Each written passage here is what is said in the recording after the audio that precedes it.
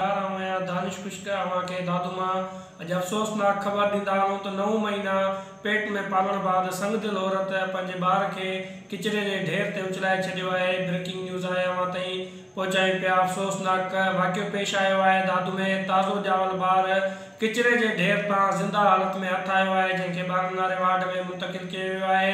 Police इतला ते पहुती सेक्शन थाणे जी जे ताज़े ॼावल ज़िंदा ॿार खे सिविल अस्पताल जे 12 नारे वार्ड में दाख़िल करायो आहे। संग दिल औरत 9 महीना पेट में पालण बाद ताज़े ॼावल ज़िंदा ॿार खे किचिरे जे ढेर ते उछलाए छॾियो, जंहिं बाद इतला ते पुलिस पहुची ज़िंदा हालत में हथ आयल मासूम ॿारड़े खे सिविल अस्पताल जे 12 नारे वार्ड में दाख़िल कयो आहे। वधीक तफ़सील लाइ असां सां लाइन ते मौजूदु आहे असांजो रिपोर्टर न्याज़ कैडियो, उनखां मालूम कंदासीं त उन वटि कहिड़ा तफ़सील आहिनि। जी न्याज़, आगाह कजो अफ़सोसनाक वाक़े बाबति तव्हां वटि कहिड़ा तफ़सील आहिनि? जी बिल्कुलु दानिश, दादू शहर जे मोरो रोड ते इहो अफ़सोसनाक वाक़ियो पेश आयो आहे त ताज़ो ॼावल ॿार ज़िंदा हालत में किचिरे जे ढेर तां हथ आयो आहे। इतला ते ए सेक्शन पुलिस वाक़े वारे हंधि पहुची ताज़े ॼावल ॿार खे सिविल अस्पताल दादू जे 12 वारे वार्ड में दाख़िल करायो, जिते ॿार जो इलाज जेको आहे उहो शुरू कयो वियो। डॉक्टर मूजिबि उन ॿार खे फिटो करण वक़्तु उन जे मथे ते धकु लॻो आहे, जेको इंफेक्शन थियो आहे ऐं उन जी हालत जेका आहे गिणती जोगी ॿुधाई वई ऐं मुसलसल 3 कलाकनि ताईं उहो ॿारु ज़ेर इलाज हुयो ऐं डॉक्टर जो चवणो त उनखे ब्लड बि लॻायो वियो ऐं ब्लड लॻाइण खां पोइ ॿार जी हालत कुझु बहितर नज़र पे आई। पर 3 कलाकनि खां पोइ उन ॿार खे जी हालत जेका आहे ॿीहर ख़राबु थी वई ऐं उन ॿार जी तबियत ख़राबु थियण खां पोइ उहो ॿार सिविल अस्पताल जे 12 वारे वार्ड में वफ़ात करे वियो आहे। ऐं मां इहो बि ॿुधाईंदो वञा त दादू पुलिस जेका ए सेक्शन आहे उन women and child protection cell incharge inspector Benazir Jabali खे पिणु इतला कयो, जेका पिणु सिविल अस्पताल दादू जे 12 वारे वार्ड में पहुची ऐं तफ़सील वरिता ऐं तफ़सील वठण खां पोइ जिते ॿार हथ आयो हो जाइ वारदात ते उहो बि विज़िट कयो आहे ऐं उनजो चवणु आहे त हीउ अफ़सोसनाक वाक़ियो आहे त हिकु औरत जेका आहे 9 महीना पंहिंजे ॿार खे पेट में पाले थी ऐं उहो ॿारु जेको आहे 9 महीननि खां पोइ ज़िंदा हालत में जेको फिटो कयो वियो आहे इहो संगदिली जो मुज़ाहिरो कयो आहे।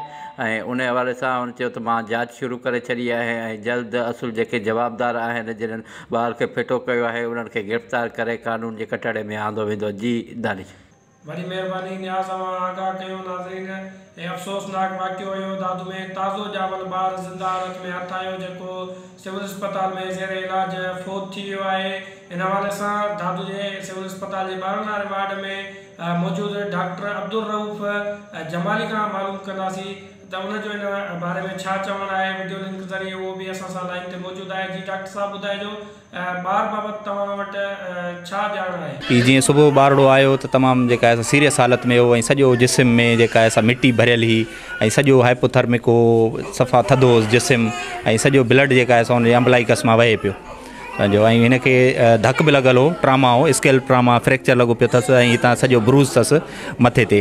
त उनखे पोइ जेका आहे सॼी एमरजेंसी मेयर्स वठिबा आहिनि, एमरजेंसी बेसिस ते जेका आहे एमरजेंसी रिस्पॉन्स टीम एक्टिव कईसीं ऐं उनखे जेका आहे लाइफ सेविंग ड्रग्स ॾिनियूंसीं, ॿारड़े खे बॉडी हुनजी वॉश करे वरितीसीं ऐं उनखां पोइ जेका आहे एमरजेंसी बेसिस ते ब्लड जेको अरेंज कराए वरितोसीं। पर ॿार जी इंतिहाई नाज़ुक हालत हुई, उनखे मद्देनज़र रखंदे कोशिशि सां पंहिंजी पूरी कई ऐं इन खां रेसिसिटेशन खां पोइ वार्म थियण खां पोइ काफ़ी ॿार रिस्पॉन्स बि ॾिनो। असांखे लॻो थोरो ॿारड़ो जेको आहे सो हुनखे पोज़ीशन बहितर थी वई आहे ऐं मे बी माना असांजी कोशिशि सां ऐं अलाह जी जेका आहे हुनजे सां त ॿारड़ो जेको आहे सो बहितर थी वेंदो। पर ॿारड़े में जेको आहे सो पोइ continuously all of sudden deteriorate थियो आहे ऐं उनखां पोइ नोज़ मां ब्लड वग़ैरह अचणु शुरू थी वियो आहे ऐं ॿारड़ो जेको आहे सो एक्सपायर थी वियो आहे। हीअ आहे माना टर्म डिलीवरी आहे, पूरनि महीननि पूरनि जो आहे। पर ॿारड़े खे जीअं थधी मौसम लॻी पिया, हुनखे राति जो फिटी करे उछलाए विया हूंदा, हाइपोथर्मिक थी वियो हूंदो ऐं हुनखे उछलायो अथनि त हुनखे स्केल ट्रामा या फ्रैक्चर थी वियो आहे, त उन बनस्बत जेका आहे ॿारड़े खे इहे इन जी तकलीफ़ जे करे ऐं स्केल ब्रेन ट्रामा, हेड इंजरी जे करे ऐं ब्लड वही वञण जे करे उहो शॉक में हलियो वियो ऐं शॉक मां रिकवर न थियो।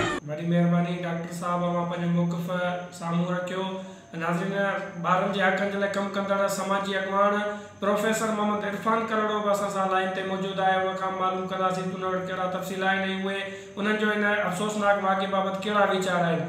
जी सर इरफान करोड़ो साहब, अव्हां ॿारनि जे हक़नि जे लाइ कमु कंदड़ समाजी अॻवान आहियो, समाजी तंज़ीमनि सां वाबस्ता आहियो, अव्हांजो छा चवणु आहे इन अफ़सोसनाक वाक़े बाबति? बहैसियत चाइल्ड एक्टिविस्ट ऐं दादू पुलिस खां पुरज़ोर लफ़्ज़नि में इहा घुर कयां थो त इन मामले में जेके बि मुलविस आहिनि या जेके बि हिन जा वालदेन आहिनि त उन्हनि ताईं उन्हनि खे ज़रूरु पहुचणु खपे, इन्वेस्टिगेट करणु खपे ऐं अॻिते इन्हनि सभिनी मामलनि खे रोकण जे लाइ इस्पताल ऐं प्लस में जेको आहे पुलिस वटि हिकिड़ो बहितर नेटवर्क हुअणु खपे त उहो वधीक बहितर थी सघे थो।